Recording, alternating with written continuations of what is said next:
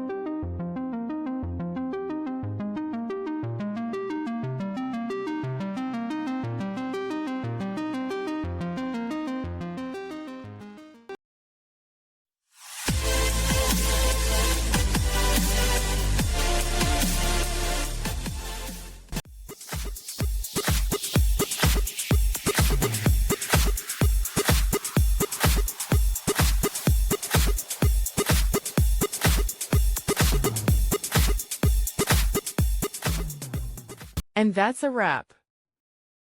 I hope you found the answer you were looking for. If you did, take a second to hit that subscribe button. It really helps out. And let me know in the comments which solution worked best for you. See you next time in the debug zone.